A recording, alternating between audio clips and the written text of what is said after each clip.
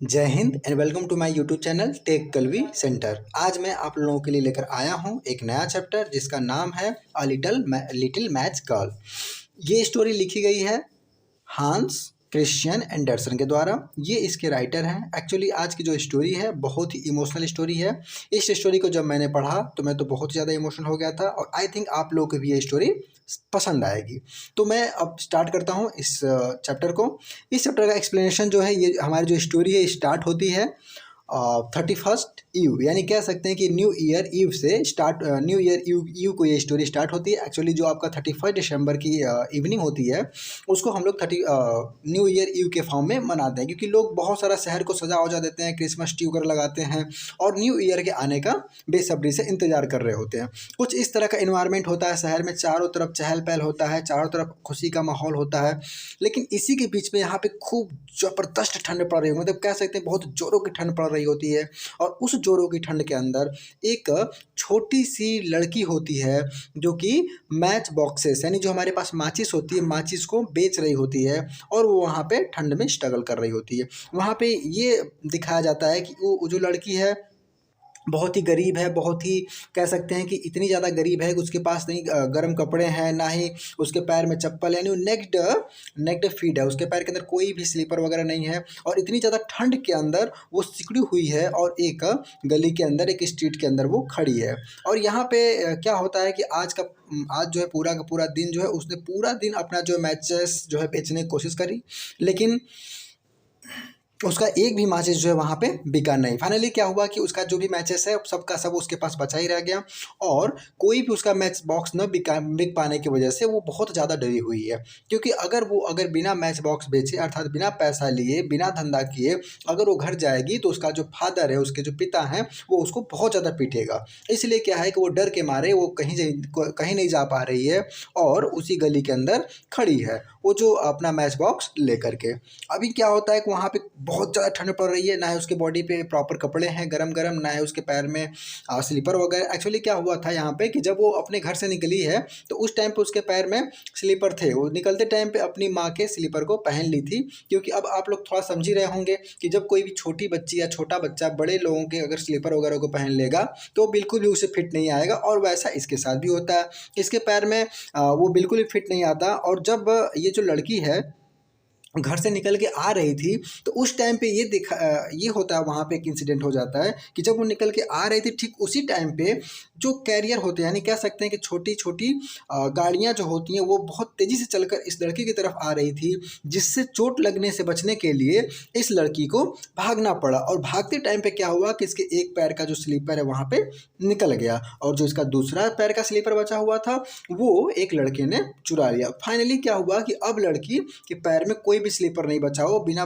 Sleeper के ठंड के मारे, इस कड़ाके की ठंड के अंदर वो गलियों में खड़ी है। और लगभग शाम हो गई है, अंधेरा हो गया है, लेकिन फिर भी अभी इस लड़की की हिम्मत नहीं हो रही कि अपने घर जा सके, क्योंकि अगर ये अपने घर जाएगी तो इसको बहुत ज़्यादा पनिशमेंट यहाँ पे मिलने वाली है। इस डर के मारे ये वहाँ पे नहीं जाती है। तभी थोड़ी देर बाद क्या होता है कि इस लड़की को एक रोस्टेड गूज का यहाँ पे मतलब है, यहाँ पे वेस्टर्न के अंदर, यानी जो वेस्टर्न लोग होते हैं वो लोग बत्तख, गूज का मतलब यहाँ पे बत्तख से है, वो लोग जो आपका बत्तख होता है उसको बड़े प्यार से खाते हैं। और फाइनली ये भी क्या है कि जब उस रोस्टेड गुज को ये देखती है तो इसके भी मुंह में पानी आ जाता है। और साथ ही साथ क्या है कि यहाँ पे जो लड़की है, आप समझ सकते हैं कि पूरा दिन इसने स्ट्रगल करा है, पूरा दिन स्ट्रगल करने के बाद फाइनली इसका कोई भी मैच बॉक्स नहीं बिका है। जिसकी वजह से क्या है कि पूरी तरह से बहुत ज़्यादा भूखी, मतलब कह सकते हैं इसको, ये पूरी तरह से भूखी है और साथ साथ इसके बॉडी पे कपड़े नहीं, इसलिए इसे बहुत ज़्यादा ठंड भी लग रही है। तो जैसे ही इसको स्मेल आती है रोस्टेड गूज की तो इसका भी मन होता है कि मैं भी उसे खा लूं, लेकिन ये इतनी गरीब है, इतनी बेसहारा है कि ये उसको खा नहीं सकती, सिर्फ उसकी खुशबू ही ले सकती थी और ये मजबूरन वहाँ पे गली में खड़ी रहती है। तभी क्या होता है कि इसे इतनी ज़्यादा ठंड और भी ज़्यादा लगने लगती है। तो ये सोचती है कि क्यों ना मैं अपनी मैच बॉक्स को मैं जला करके अपने हाथों को मैं गर्माहट दे लूँ। लेकिन फिर भी इसके पास मैच बॉक्स है, लेकिन फिर भी ये वहाँ पे अपनी मैच बॉक्स को नहीं जला सकती है, क्योंकि इसने जो मैच बॉक्स अपने पास लिए हुए हैं वो मैच बॉक्स इसने बेचने के लिए लिए हुए हैं, ना कि उसको खुद जलाने के लिए। इसलिए ये अपने मैच बॉक्स को नहीं जलाती है, कोई मैच बॉक्स नहीं निकालती है। जबकि इसके पास कई सारे मैच बॉक्स हैं, कुछ इसने हाथों में ले रखे हैं, कुछ इसने अपने पॉकेट में भर रखा है, लेकिन फिर भी अपना कोई भी मैच बॉक्स बाहर नहीं निकालती है, क्योंकि ये जानती है कि अगर मैं निकालूंगी तो क्या है कि मेरे को ये बेचना है, मैं इसे खुद यूज नहीं कर सकती। लेकिन जब कुछ देर बाद इससे मतलब कह सकते हैं आपकी ठंड जो है इसके बर्दाश्त के बाहर हो जाती है, तो उस टाइम पे ये क्या करती है, उसमें से एक माचिस की तीली निकाल करके उसे वो जला लेती है। और जब उसे जलाती है तो माचिस की तीली को जलाने के बाद उसको वो अपने हाथों पे उसे गर्माहट देने की कोशिश करती है। और जब ये गर्माहट दे रही होती है अपने आप को, उस टाइम पे ये थोड़ा सा इमेजिनेशन में डूब जाती है। और जब अपने इमेजिनेशन में डूबती है तो ये इमेजिनेशन में डूबने के बाद ये सोचती है कि मैं जो है इस टाइम पे मेरे सामने एक बहुत अच्छा सा स्टोव जल रहा है, उसके अंदर से खूब ढेर सारी हीट एनर्जी निकल रही है, और मुझे मेरा पूरा बॉडी जो है पूरी तरह से एकदम गर्म हुआ है, और मुझे जरा भी ठंड नहीं लग रही है, मैं बहुत अच्छा फील कर रही हूँ। कुछ इस तरह का वो इमेजिनेशन करती है। लेकिन कुछ ही देर बाद क्या होता है कि वो मैच स्टिक बुझ जाती है और उसका इमेजिनेशन खत्म हो जाता है। तो इसके बाद क्या होता है, उसे अगेन ठंड लगने लगती है। तो इस बार नेक्स्ट टाइम क्या करती है कि वो अगेन मैच बॉक्स को जलाती है, और इस बार मैच बॉक्स चलाने के बाद वो इमेजिनेशन करने लगती है। अब इस बार उसका इमेजिनेशन थोड़ा हट के होता है। इस बार वो इमेजिन करती है कि जो उसके सामने वाले दीवार के उस पार से जो उसको रोस्टेड गूज की जो स्मेल आ रही थी, वो क्या इमेजिन करती है कि जो उसके सामने वाल है वो ट्रांसपेरेंट हो गई है, और वाल के ट्रांसपेरेंट होने के बाद पूरा का पूरा जो वहाँ पे बत्तख है, बत्तख उसके सामने आ गया है, जो कि टेबल के ऊपर अच्छे से कह सकते हैं यहाँ पे वहाँ काटा छुरी के साथ रखा हुआ है। और ये क्या इमेजिन करती है कि इसके बाद ही क्या होता है कि उस बत्तख के अंदर जैसे जान सा आ जाता है, और वो खुद चल के आने लगती है इस लड़की की तरफ, और आकर के इससे कहती है कि तुम मुझे खा लो, तुम मुझे खा लो। कुछ इस तरह का इंसिडेंट हो ही रहा होता है कि अगेन इस गर्ल की मैच स्टिक बुझ जाती है, और इसका इमेजिनेशन अगेन ब्रेक हो जाता है। इस बार वो फिर से अपनी मैच स्टिक को जलाती है, और मैच स्टिक को जलाने के बाद इस बार वो एक नया इमेजिनेशन करती है।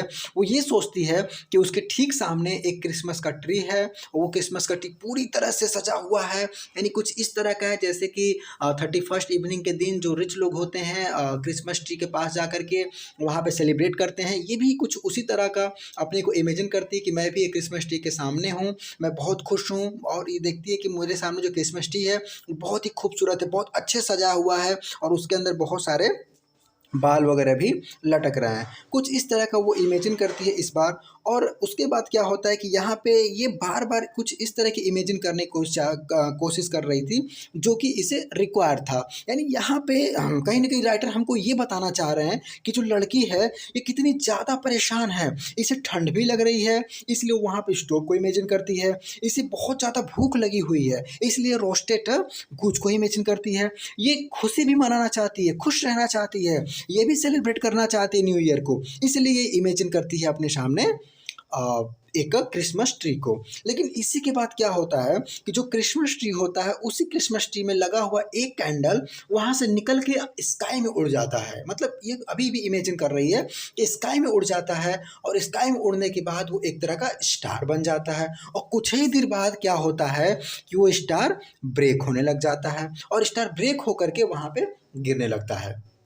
तो यहाँ पे तुरंत उसके दिमाग में ये बात चल के आती है कि आज जो है स्टार टूटा है, इसका मतलब कोई न कोई इंसान की मौत ज़रूर होगी। क्योंकि अब यहाँ पे थोड़ा सा यहाँ पे बात ये आ जाती है कि जब ये लड़की बहुत छोटी थी तब इसकी एक ग्रैंड मदर हुआ करती थी, जो कि उस टाइम पे इसको बहुत प्यार करती थी, इसका बहुत ज़्यादा ख्याल रखती थी, इसकी हर एक ख्वाहिश को पूरा किया करती थी इसकी ग्रैंड मदर। लेकिन हुआ यूँ कि कुछ ही दिन बाद उसकी ग्रैंड मदर की भी डेथ हो गई। तो अपनी डेथ से पहले ग्रैंड मदर ने इसे बता रखा था कि जब भी कोई स्टार अगर ब्रोक हो यानी ब्रेक हो तो वो इस बात का सिंबल होता है कि किसी न किसी की मौत होने वाली है। कुछ इसी तरह का स्टार ये भी इमेजिन करती है कि यहाँ पे एक स्टार ब्रेक हो रहा है और उसके ब्रेक होने के बाद इसके भी ब्रेन में यही वाली इमेजिनेशन चलती है कि आज कोई किसी न किसी की मौत जरूर होगी। और उसी के बाद क्या होता है कि यहाँ पे क्या है कि थोड़ा एक लाइन में आप लोगों के लिए ऐड कर देना चाहता हूँ कि जो लड़की है इसके घर में इसके पेरेंट्स हैं,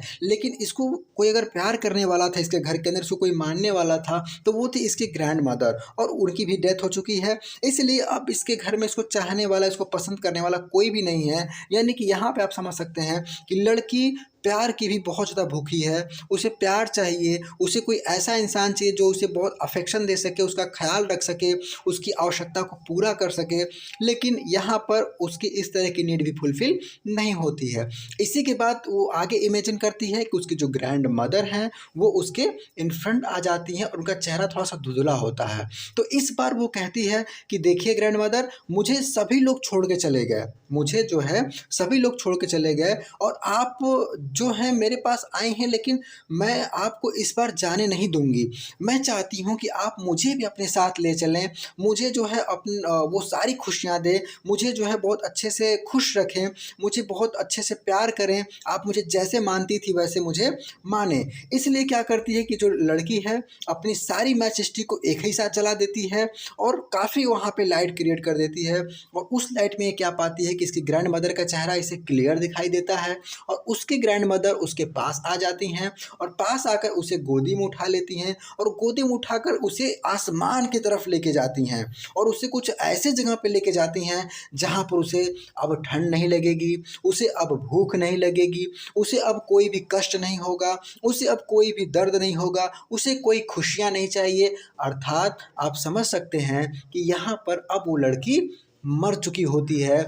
यहाँ पे क्या होता है कि वो लड़की इमेजिन करते करते ही ठंड की वजह से, भूख की वजह से वहीं गली में ही दम तोड़ देती है और वो अपना इमेजिन ही करती रह जाती है।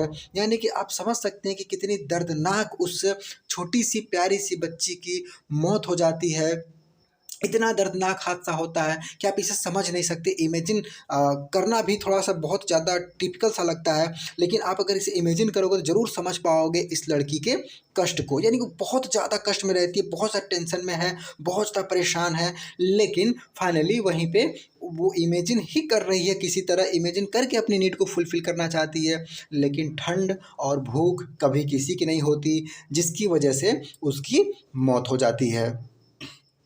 तो इस तरह से ये स्टोरी का एक्सप्लेनेशन यहाँ पे एंड होता है और ये स्टोरी जहाँ पे ये एंड होती है वहीं पे क्या होता है कि हमें एक नॉलेज भी दे के जाती है कि हमें जो है जहाँ तक हो सके अगर हमें कोई अगर पुअर पर्सन्स मिले तो हमें उसकी हेल्प ज़रूर करनी चाहिए। तो आई थिंक आप लोग को ये हिंदी एक्सप्लेनेशन इसका बहुत अच्छे समझ में आ गया होगा। आप लोग इसको एक दो बार रिपीट कर लीजिए।